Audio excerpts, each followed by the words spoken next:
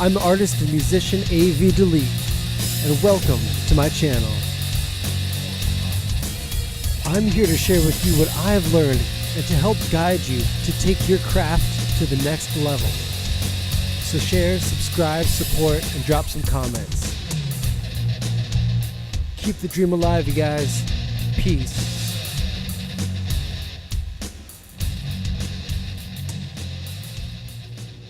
Welcome, guys.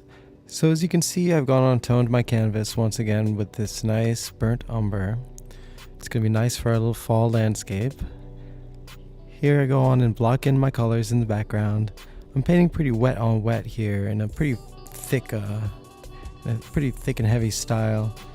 I really just want to get this color in here because I'm going to be glazing over this eventually. So here I'm going to go on and get some of my ground in.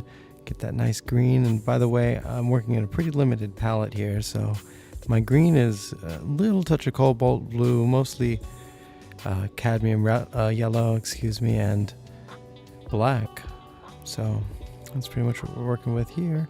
You'll have to apologize, I've got a little bit of glare, because today I'm working in natural light, which is cool, but it's not the best conditions for videography.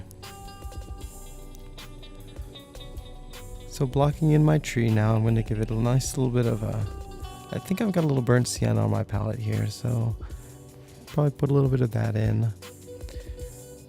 Getting really dark. Most of my dark I'm using cobalt blue and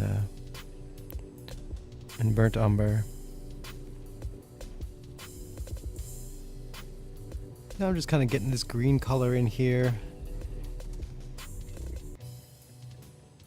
Lightening up the trees, getting my little brush in there for some of those nice little details. I want to make it pretty transparent, as if there are barely any leaves on it at all. So I'm definitely going to be lightening these trees, keeping this one that's close to us on the left pretty dark. The painting looks pretty dry and it's a little bit difficult to work with, but I'm going to go on and get some of those details in between my branches there at the bottom of the tree.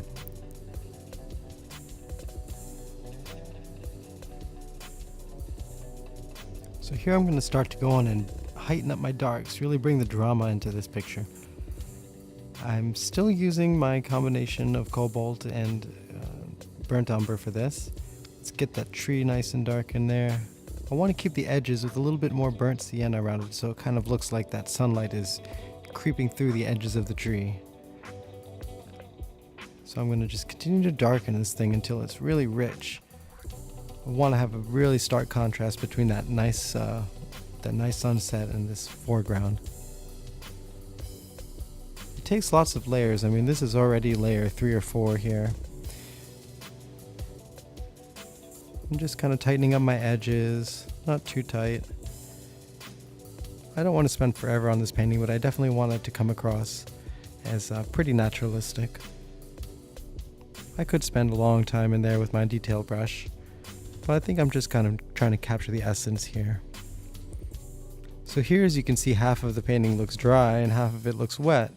That's because this is the second day and I am really working in the painting using a spray bottle with a little bit of mineral spirits in it. It's pretty tricky because you don't want your paint to run, so you have to be confident that the paint is solid enough to do this. So with the mineral spirits on the painting, you can kind of see what it would look like varnished. You could also use a retouch varnish, but I tend to believe that anything that is that has any damar crystals in it is going to prevent the paint from fully drying, and we want to make sure that we are able to clean these paintings in the future.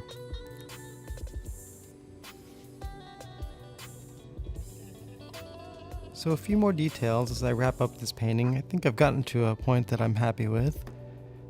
Making these trees transparent, and voila, finito. A lush, dark, moody, very mysterious kind of landscape. Anyway, like, subscribe, check me out, drop some comments, drop some advice. Love to share. Peace.